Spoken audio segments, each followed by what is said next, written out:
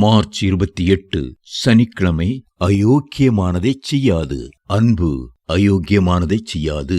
1 கொரிந்தியர் 13:5. அன்பு தன்மேல் அன்பு கூறுகிறவர்களை துக்கப்படுத்தி ஒருபோதும் அயோக்கியமானதைச் செய்யாது. தன்மேல் அன்பு கூறுகிறவர்களை நேசித்து அவர்களை பிரியப்படுத்தும் செயல்களையே செய்யும். இதன் மூலம் உண்மையான அன்பு எது, போலியான அன்பு எது என்பதை கண்டுகொள்ளலாம். அன்று ஆதாமும் ஏவாளும் கர்த்தருடைய அளவில்லாத அன்பை உணர்ந்திருப்பார்களானால் அவரை துக்கப்படுத்தி அவர் கட்டளையை மீறி விலக்கப்பட்ட பழத்தை புசித்திருக்க மாட்டார்கள். அன்பின் தாழ்ச்சியே அவர்களை பாவத்தில் விழச் செய்தது. அன்று ஆகான் கர்த்தர் பேரிலும் தன் தளபதியான யோசுவா மேலும் உண்மையான அன்பு கூர்ந்திருப்பானால் அயோக்கியமாய் பாபிலோனின் சால்வையை திருடியிருக்க மாட்டான். அன்று யூதாஸ்காரியோத் தனக்காக பூமிக்கு இறங்கி வந்த கர்த்தர் மேல் ஆழமாய் அன்பு கூர்ந்திருந்தால் அயோக்கியமாய் கிறிஸ்துவை 30 வெள்ளிக்காசுக்கு விற்றிருக்க மாட்டான். அன்பின் தாழ்ச்சியே இவர்கள் வீழ்ந்து போனதன் காரணம். இன்று பல விசுவாசிகள் லஞ்சம் வாங்குவதற்கு கூட அதுவே காரணம். நீங்களும் உங்கள் செயல்களையெல்லாம் தேவ அன்பின் வெளிச்சத்தில் சீர்தூக்கி பார்த்து சரி செய்து கொள்ளுங்கள். மனைவியின் மேல் உண்மையான அன்பு வைத்திருக்கிறவன் மற்ற பெண்ணை ஏறெடுத்து பார்க்க கூட மாட்டான்.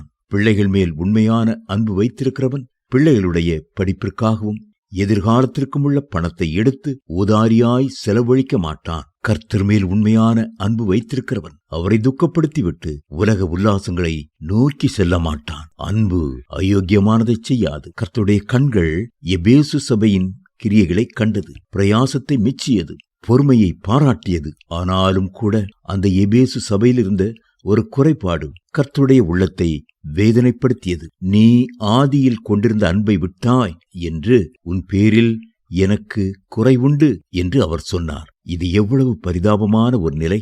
இன்றைக்கு அநேகர் பக்தி வைராக்கியமாயிருந்தாலும் உபதேச வைராக்கியத்தால் கண்கள் சிவந்து போயிருக்கிறார்கள். சத்தியத்தை சத்தியமாக போதிக்காவிட்டால் அவர்களை தண்டிக்காமல் விடமாட்டேன் என்கிறார்கள். அவர்கள் வேலையெல்லாம் அப்போஸ்தலர் அல்லாதவர்கள் தங்களை அப்போஸ்தலர் என்று சொல்லுகிறதை சோதித்து பொய்யர் என்று வகை விரிப்பதுதான். இவ்வளவு வைராக்கியமான இவர்களைத்தான் கர்த்தர் துயரத்தோடு பார்த்து நீ ஆதியில் கொண்டிருந்த அன்பை விட்டாய் என்று கண்ணீரோடு சொல்கிறார். முன்பு அநேகருக்கு தேவ சமூகம் இன்பமாயிருந்தது. இப்பொழுதோ மற்றவர்களிடம் குற்றம் கண்டுபிடிப்பது இனிமையாயிருக்கிறது. முன்பு வேதம் மனமகிழ்ச்சியாயிருந்தது. இப்பொழுதோ கண்டன கடிதம் எழுதி துன்பத்துக்குள்ளாக்குவது மனமகிழ்ச்சியாயிருக்கிறது. தேவ பிள்ளைகளே, முன்பு கர்த்தருக்காக பாட அனுபவித்த ஊழியம் செய்த தியாக சிந்தை எங்கே? கல்வாரி அன்பு எங்கே? ஆகையால் நீ என்ன நிலைமையிலிருந்து விழுந்தாய் என்பதை நினைத்து மனம் திரும்பி ஆதியில் செய்த கிரியைகளை செய்வாயாக. வெளிப்படுத்தின விசேஷம் 2:5.